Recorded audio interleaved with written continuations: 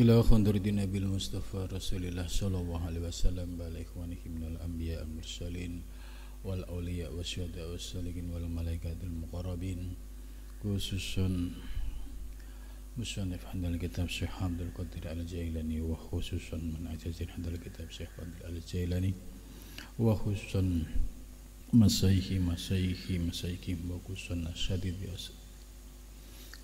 wa khususan laumul fatihah.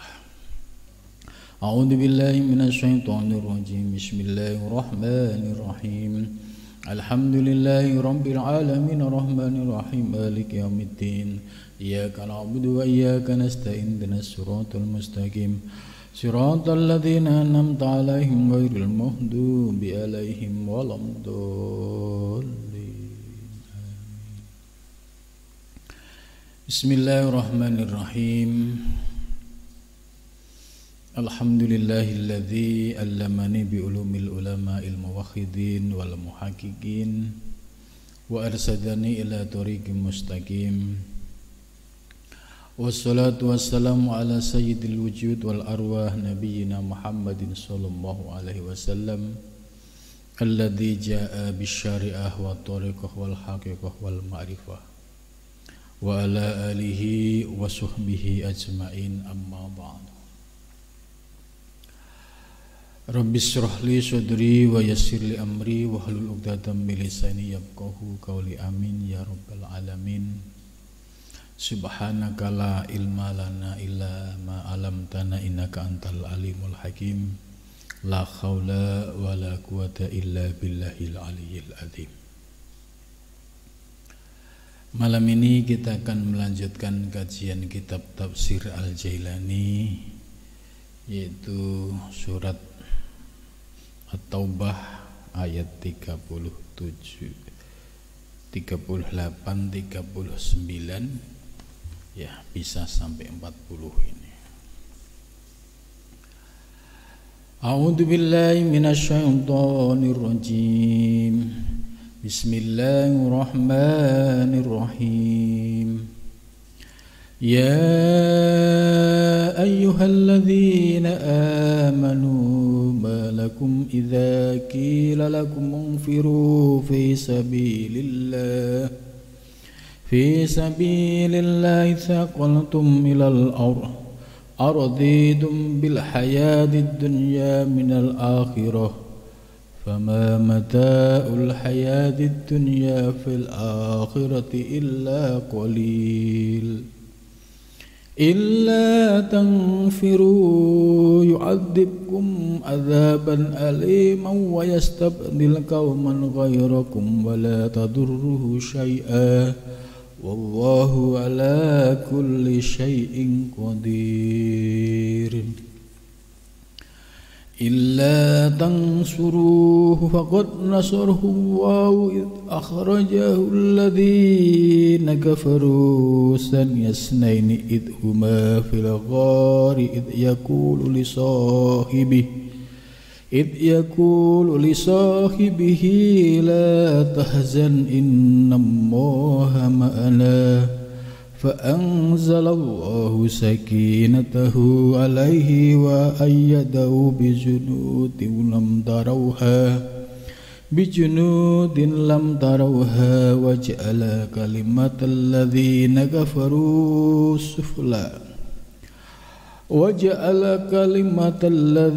كفروا سفلا وكلمة الله هي العليا wallahu azizun hakim.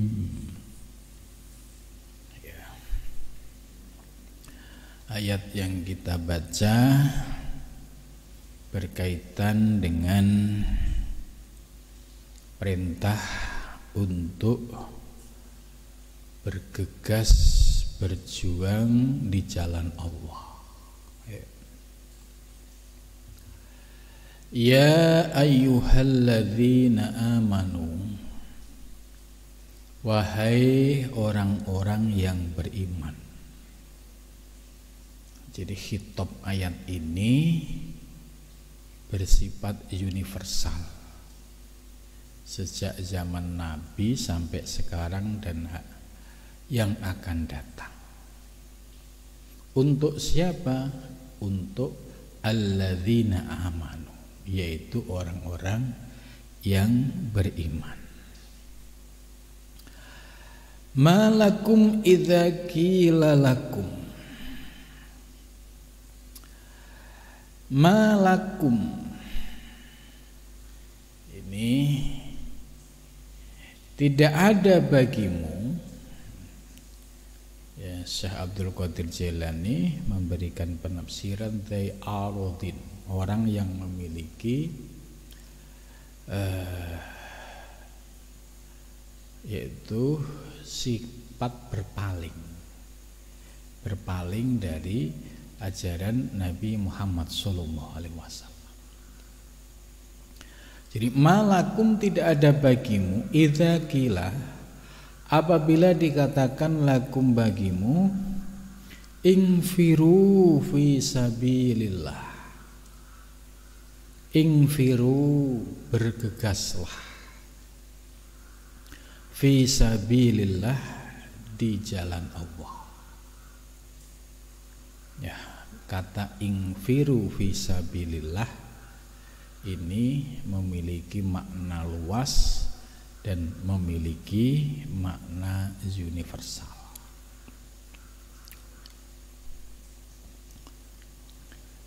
Bergegas di jalan Allah yaitu linusrati dinihi, untuk menolong agama Allah.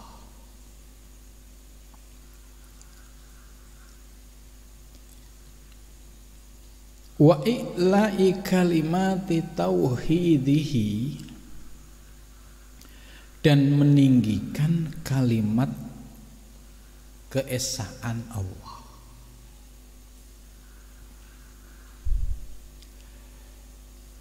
Ayat ini kalau dipahami dalam konteks Nabi masih hidup, ya berarti membela perjuangan Nabi Muhammad SAW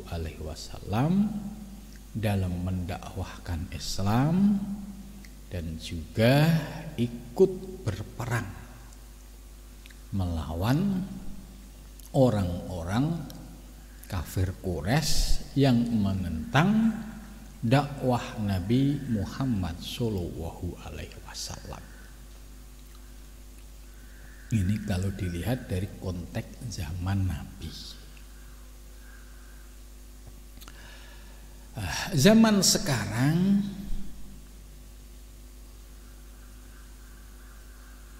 tentu sudah berubah ya situasi. Zaman Nabi sikap orang-orang kafir Quraisy ya sangat represif. Ya, mereka mengintimidasi, melakukan persekusi, bahkan juga eksekusi ya terhadap orang-orang yang beriman kepada Nabi. Nah, kita hidup di zaman sekarang, khususnya di Indonesia, situasi seperti itu sudah tidak kita temukan. Maka apa yang bisa kita lakukan untuk linusrati dini, yaitu menolong agama Allah. Jadi kalimatnya menolong agama Allah. Ya, dalam konteks zaman sekarang, peta dakwahnya sudah berubah. Ya, dari model konvensional dakwah dari rumah ke rumah atau dakwah model pesantren salaf ya, sampai model dakwah modern yang berbasis online. Maka siapapun yang terlibat di dalam pelaksanaan dakwah ini ya, yang semata-mata diniatkan linusrati dinihi wa i'la'i kalima tauhidihi, ini sama saja orang-orang yang berjuang pada zaman Nabi Muhammad SAW. Hanya situasinya yang berbeda. Ya. Zaman Nabi tidak ada dakwah digital. Sekarang sudah menjadi tren baru. Ya. Zaman Nabi dakwahnya konvensional, mengajak dari rumah ke rumah, ya, bertatap muka langsung. Ya, sekarang dakwah bisa dilakukan dengan online, bisa menggunakan sarana live streaming, bisa menggunakan YouTube, Facebook, ya, Instagram dan lain sebagainya. Ini merupakan bagian dari linusrati dinihi. Maka siapapun yang terlibat dalam pelaksanaan dakwah ini, walaupun bentuknya beda, maka sesungguhnya di hadapan Allah Subhanahu wa ta'ala, orang-orang yang terlibat dalam dakwah atau perjuangan ini memiliki nilai yang sama dengan orang-orang yang berdakwah, dengan orang-orang yang membantu dakwah pada zaman Nabi maupun zaman terdahulu. Karena tujuannya sama, linusrati dinihi. Ajaran-ajaran Islam yang rahmatan lil alamin harus disebarluaskan. Ajaran-ajaran tasawuf yang bisa menenteramkan hati dan jiwa juga harus disebarkan, mengikuti perkembangan zaman. Dakwah-dakwah yang memiliki basis tasawuf dan tarekat ini juga harus sudah mulai disampaikan ke publik dengan mengikuti perkembangan zaman. Tujuan utamanya tadi linusrati dinihi. Jadi semata-mata menolong perjuangan agama Allah dan meninggikan kalimat tauhid.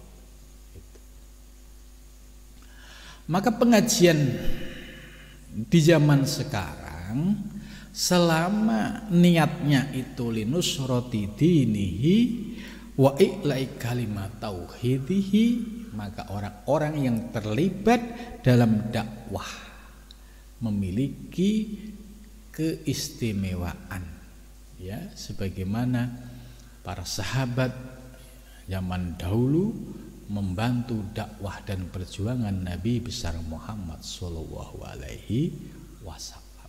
Karena ilatal hukminya sama, yaitu nusrat, linusrati dinihi wa i'la'i kalimatillah. Ya. Jadi ini penting memegang prinsip linusrati dinihi wa i'la'i kalimatillah, ini penting. Jangan sampai bergeser, ya, dari niatnya linusrati dinihi kemudian bergeser menjadi profit oriented. Nah, ini jangan sampai terjebak tipu daya di situ. Kalau niatnya dakwah, ya semata-mata karena Allah. Jangan ada lintasan, jangan ada keinginan untuk berubah orientasi menjadi profit oriented. Ya. Ujung-ujungnya hanya untuk mencari dana atau ujung-ujungnya hanya untuk mencari duniawi. Nah, ini ada kewaspadaan di sini. Maka kita perlu memurnikan niat, meluruskan niat. Walaupun kita dakwah di dunia modern, ya, dengan live streaming dan lain sebagainya, selama niatnya linusrati dinihi wa i'la'i kalimati tauhidihi, ya maka niat ini yang akan mendapatkan ridho dari Allah Subhanahu wa ta'ala. Ya, jangan sampai bergeser menjadi tujuannya untuk meraih dunia. Nah, ini di kitab Bidayatul Hidayah ya sudah diingatkan oleh Imam Ghazali. Jangan sampai para pendakwah ini bergeser niatnya, kemudian dari niat dakwah li'i kalimatillah kemudian bergeser mencari dunia. Nah, ini yang perlu diwaspadai. Sakoltum, jadi ketika ajakan dakwah di jalan Allah, apa respon ya orang-orang ketika mendapatkan ajakan untuk berjuang di jalan Allah? Sakoltum, niscaya kamu akan merasakan keberatan. Ail sakoltum wa ta'alaltum, dan kamu akan pinter mencari alasan. Wa tabatoktum, dan kamu akan menunda-nunda. Ntar, besok, ntar, besok, gitu terus. Ini wa tabatoktum. Wasirtum min goyatis sakolikum, sehingga kamu ya menjadi orang yang telah sampai pada kondisi yang memberatkan dirimu, watakasalakum, dan rasa malasmu,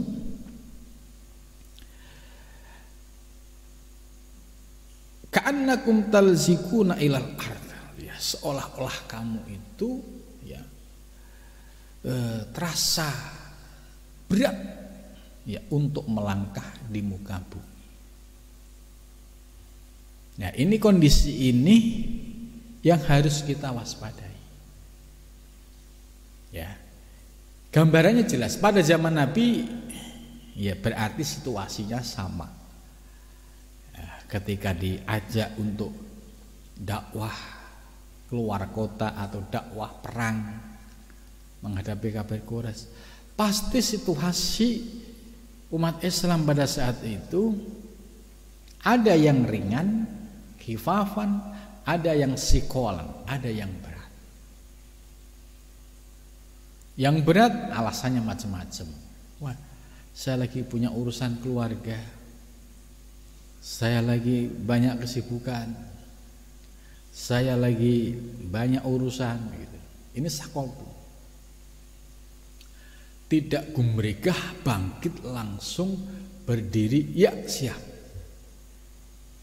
Jadi penggambaran kondisi sakoltum ini zaman Nabi sudah ada. Nah, begitu juga zaman sekarang.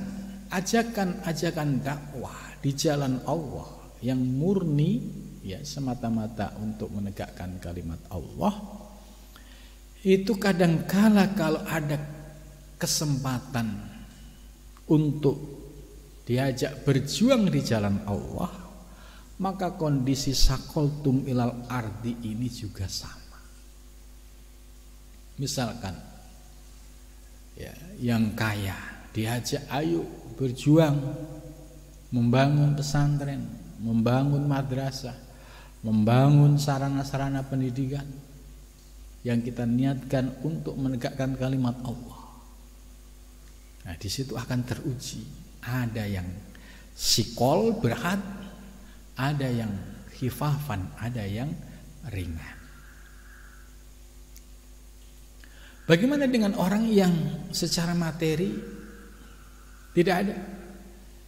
Ya, tenaganya misalkan juga sama. Kalau hawa nafsu masih mendominasi dirinya, ya diajak ngecor, diajak kerja bakti, itu berat.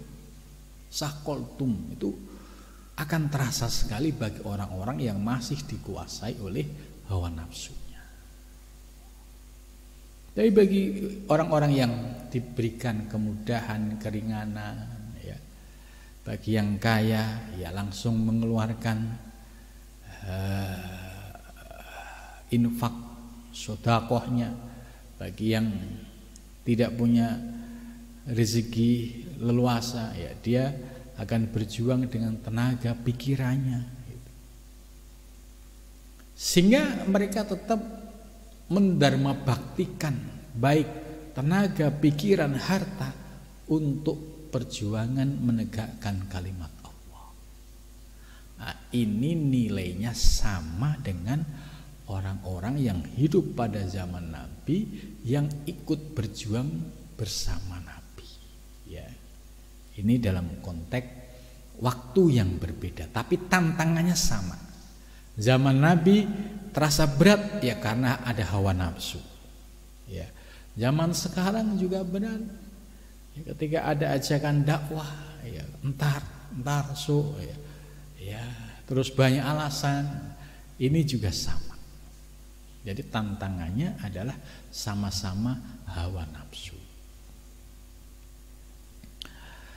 Kemudian diingatkan oleh Al-Quran, kalau kalian diajak berjuang di jalan Allah kok berat, ya padahal kalau kalian bergegas ya berjuang di jalan Allah itu sama saja Anda telah membangun istana di akhirat.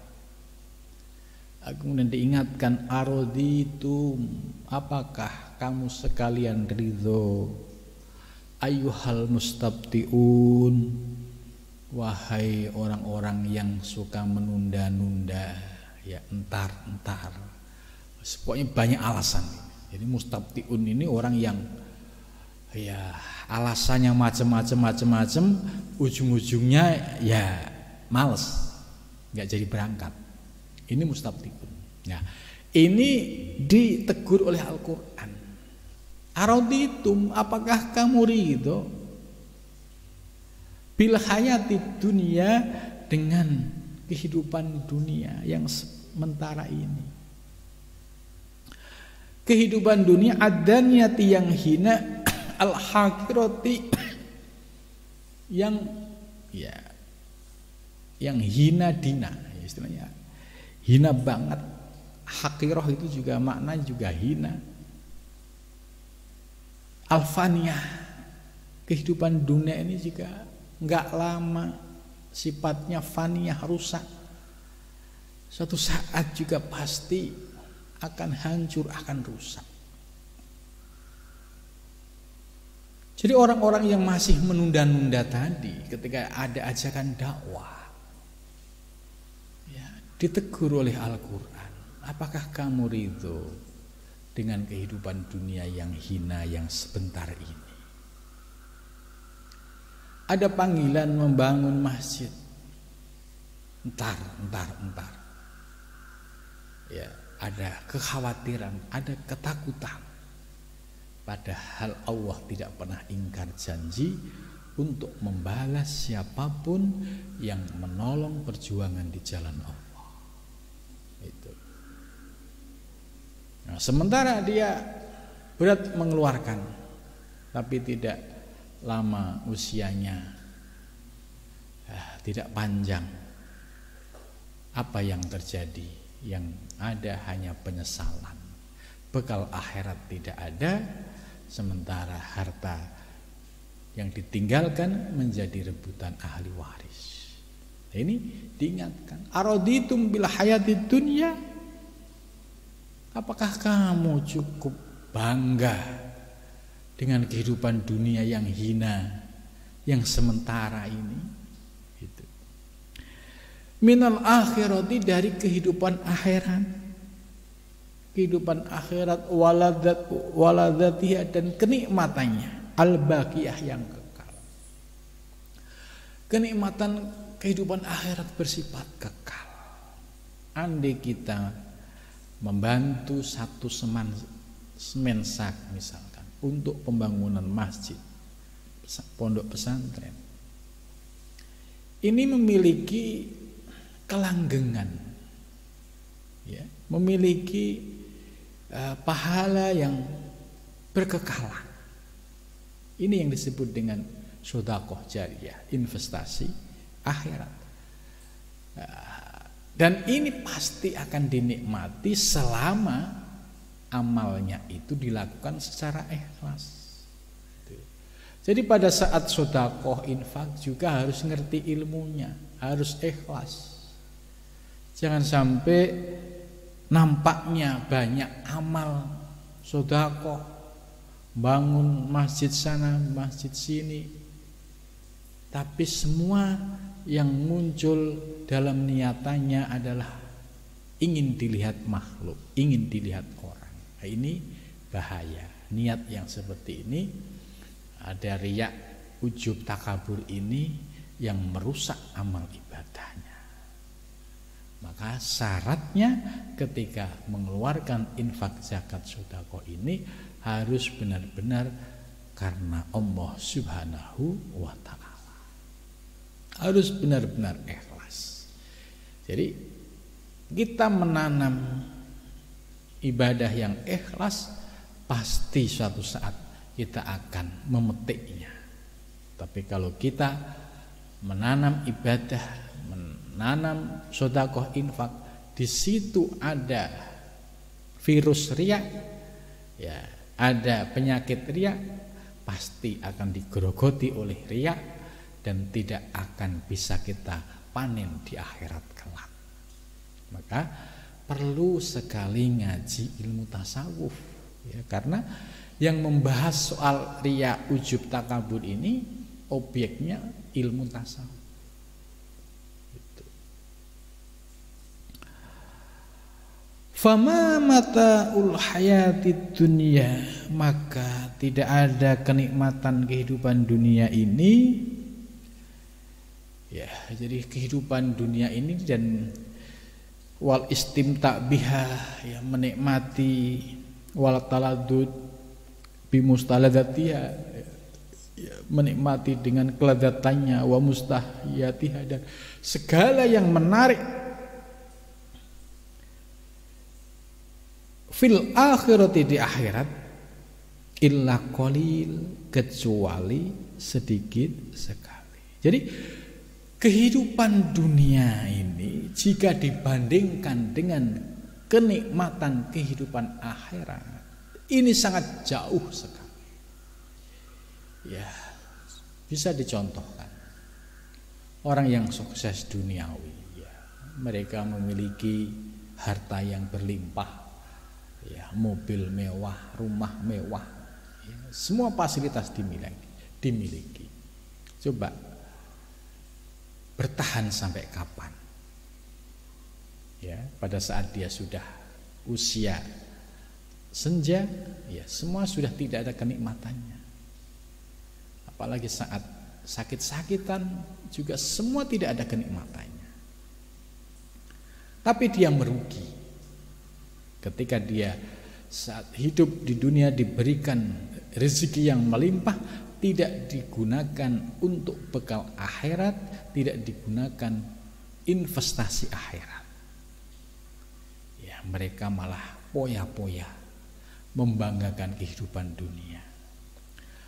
Maka setinggi apapun kehidupan dunia atau puncak karir apapun dalam urusan dunia, tidak ada kenikmatannya dibandingkan dengan kenikmatan akhirat.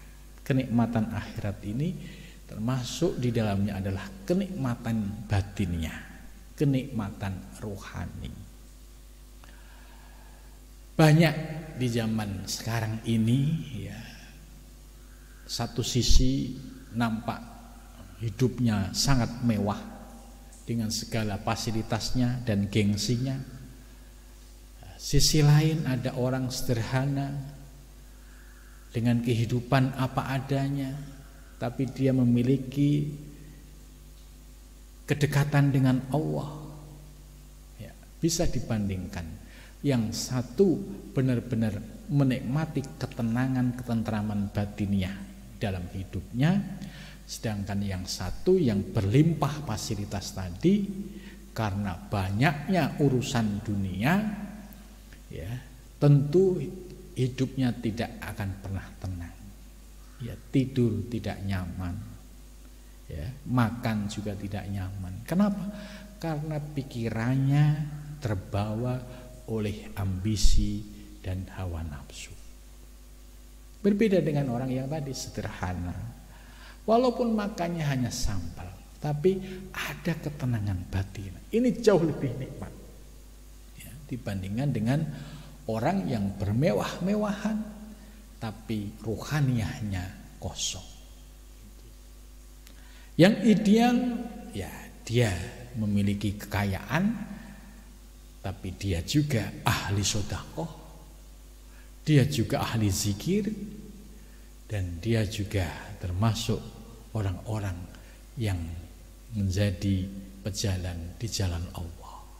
Maka apabila kondisi demikian, kenikmatan dunia dan akhirat bisa dirasakan. Tapi sebaliknya, orang yang orientasi hanya mengejar dunia, yang terjadi hanya penyesalan, yang terjadi hanya kekecewaan, karena kehidupan dunia tidak pernah membawa ketenangan yang hakiki.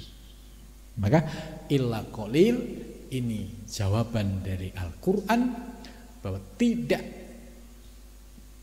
pernah bisa membandingi kenikmatan dunia dengan kenikmatan akhirat. Nikmat dunia illa qalil, hanya sedikit, tapi kenikmatan akhirat ya selama-lamanya. Sebab kenikmatan dunia ini mustahkirun, itu ya sangat rendah, mustardilun, dan ya sangat hina ya, sebab sesuatu yang rendah dan hina, kenapa kamu banggakan, sementara yang abadi dan kekal kamu abaikan. Ini peringatan dari Al-Quran. Jangan sampai ya Al-Quran sudah mengingatkan kepada kita, araditum bil hayatid dunya minal akhirah fama mata'ul hayatid dunya fil akhirati illa qalil. Ya.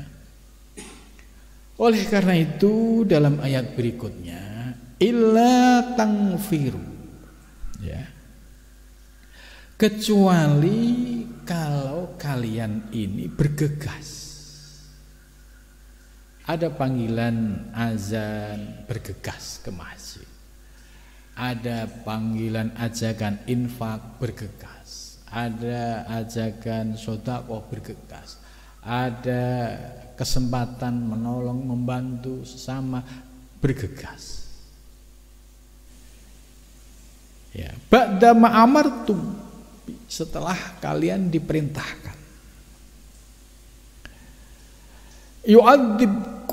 Yu'adzibkum, maka Allah ya akan menyiksamu azaban, dengan siksa aliman yang sangat pedih. Jadi maksudnya bagi orang-orang yang ketika ajakan dakwah datang kepadanya dia masih bilang entar, besok, nanti gitu. Padahal ya duit ada, rezeki ada, tapi entar, besok itu. Nah, orang-orang yang seperti ini bisa jadi yu'adzibkum adzaban aliman. Allah bisa memberikan siksa kepada mereka dengan siksa yang sangat pedih. Bagi Allah membolak-balikkan kehidupan seseorang itu paling gampang. Ya, contoh misalkan dia diberikan kesuksesan dunia, mobil mewah, rumah mewah, semua tercukupi dengan baik. Tapi bagi Allah membalik kondisi kehidupan seseorang ya, dari mewah-mewahan menjadi sebaliknya, hina dina, bagi Allah sangat mudah sekali. Ya, di Al-Quran sudah diberikan contoh bagaimana Qarun yang membanggakan harta bendanya, yang merasa itu sebagai hasil kerja kerasnya, ya dalam waktu sekejap pun bisa ditelan oleh bumi karena ada murka Allah. Begitu juga orang-orang yang sudah diberikan nasihat, diingatkan oleh para kiai, para ustadz, mengabaikan. Akhirnya datang murka Allah. Ya, membalik yang awalnya dia kaya raya bisa menjadi miskin seketika. Dan itu sangat mudah bagi Allah. Ya, begitu juga ketika orang membanggakan jabatannya. Ketika Allah memberikan teguran, ya, bisa mengambil dalam waktu sekejap. Ya, bahkan Allah bisa menghinakan dalam waktu sekejap juga. Dan ini sudah nyata. Ya, kalau kita melihat di TV, ya, ada pejabat yang dulu mewah-mewahan, kemudian pakainya baju ya berwarna oranye. Ini betapa sedihnya mereka. Ya, dirubah, dibalikkan oleh Allah dalam waktu yang sekejap. Dari bermewah-mewahan menjadi hina. Nah ini yu'adzibum adzaban aliman, ini juga bisa terjadi menimpa siapapun dan kapanpun. Ya, karena itu jangan sampai orang yang sudah diberikan anugerah rezeki melimpah kemudian seperti Qarun, sombong, angkuh. Ya, nggak mau infak, nggak mau sedekah, nggak mau zakat. Begitu juga orang yang diberikan kedudukan seperti Fir'aun, sombong, angkuh. Ya, tapi suatu ketika dicabut kedudukan, dicabut harta, sebagaimana Fir'aun dan Qarun, baru merasakan ya penderitaan di dunia dan juga di akhirat. Ya. Ini adzaban aliman ini ya siksa yang sangat pedih sekali. Wa yastabdil qauman ghairakum, dan bisa jadi Allah akan mengganti dengan kaum selainmu. Buat apa kalian sudah diberikan kehidupan yang sempurna oleh Allah, tapi diajak berjuang di jalan Allah, ntar gitu. Males-malesan. Bagi Allah sangat mudah membalikkan dengan diberikan siksa yang sangat pedih, atau kita dimatikan, diganti oleh generasi baru lagi. Nah ini. Jadi wastabdil qauman ghairakum, ini bisa jadi dia dicabut oleh Allah ya karena dianggap tidak berfungsi, diberikan kekayaan. Ya, kekayaannya tidak bisa digunakan untuk kemaslahatan agama. Ya, bagi Allah mencabut sangat mudah. Ya, termasuk mencabut nyawanya pun bagi Allah sangat mudah, sehingga diganti oleh generasi yang baru, orang-orang yang baru, yang bisa lebih berorientasi pada membela perjuangan kalimat Allah. Wala tadurruhu syai'ah. Itu.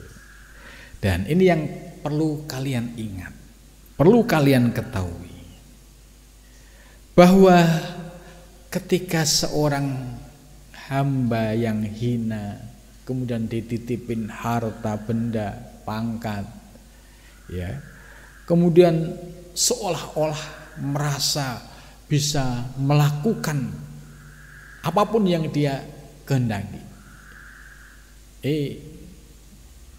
Harus sadar, la tadurruhu syai'ah.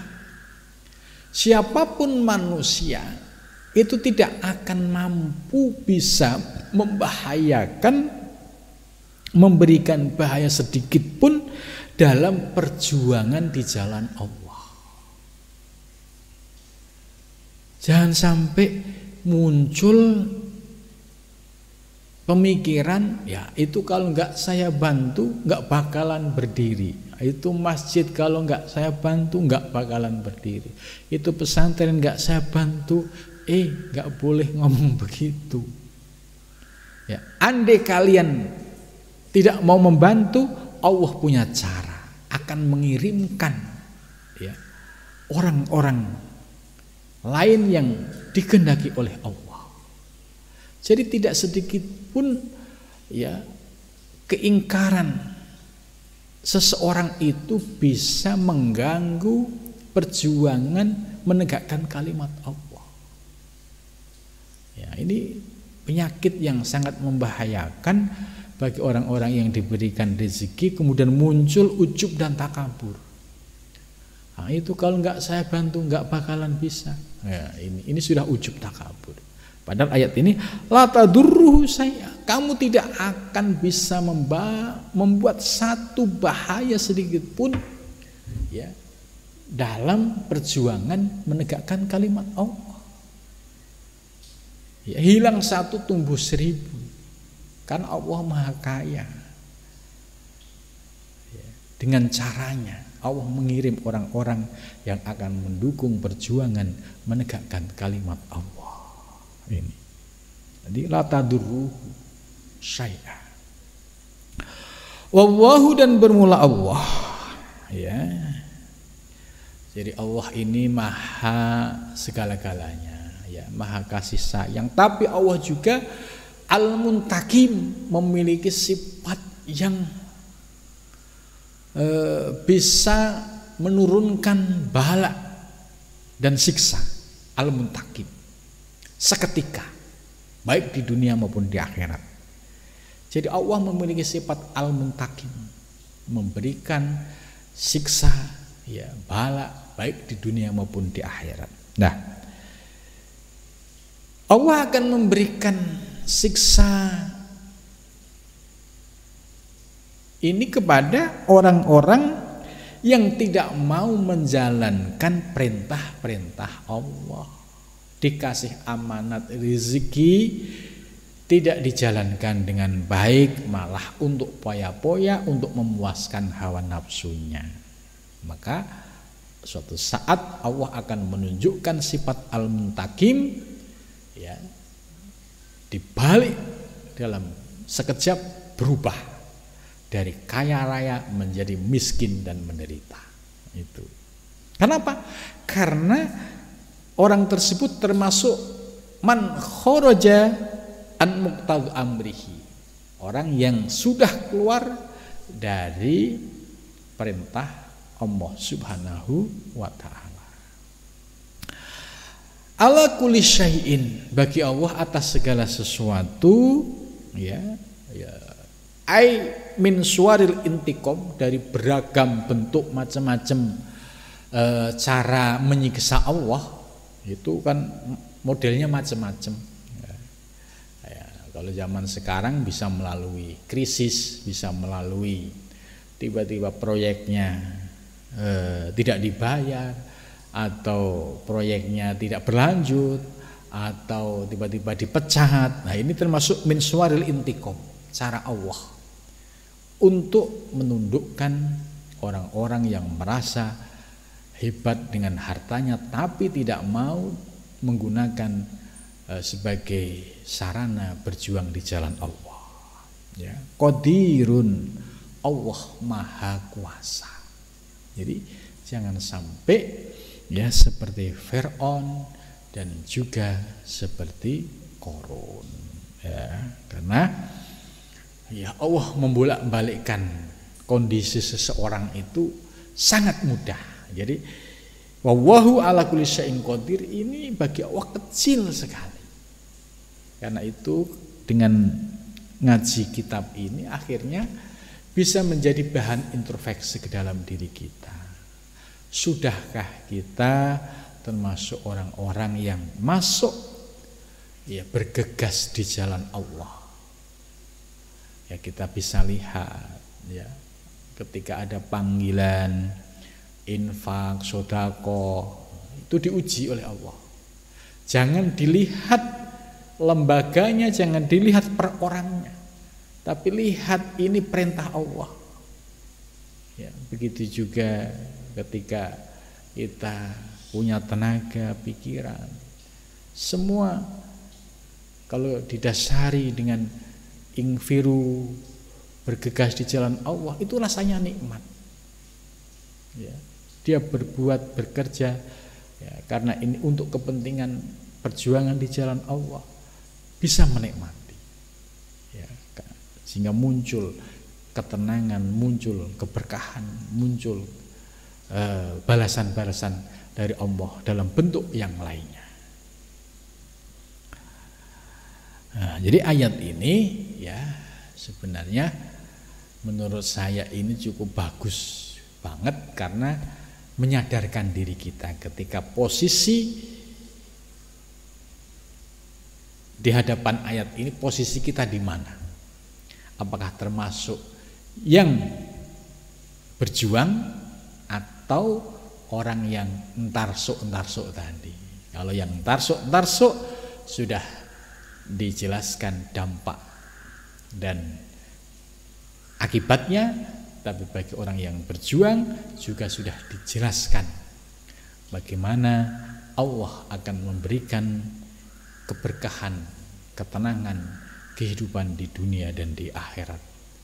Dan ini nyata dan pasti ya, sebab ini ayat Al-Quran dan ayat ini berlaku universal ya. Hanya saja kita dengan penjelasan ayat ini bisa enggak melihat ke dalam diri kita, kira-kira posisi kita ada di mana. Kalau posisi kita berada di jalan Allah, ya insya Allah janji Allah pasti tidak akan pernah ingkar janji. Nah, mudah-mudahan Allah Subhanahu wa taala memberikan kekuatan lahir batin kita untuk senantiasa istiqomah ya di jalan Allah ya. Mudah-mudahan kita termasuk infiru fi sabilillah, yaitu orang-orang yang senantiasa berjuang di jalan Allah, linusrati dinihi, untuk menolong agamanya, dan juga wa'ila'i kalimatillah, dan meninggikan kalimat Allah Subhanahu wa taala. Karena ini sebagai puncak prestasi dari seorang hamba ketika posisinya berada di jalan Allah ini ya. Mudah-mudahan kita diberikan istiqomah, amin ya robbal alamin ya. Sampai sini dulu. Wal muwaffiq la tariq. Assalamualaikum warahmatullahi wabarakatuh.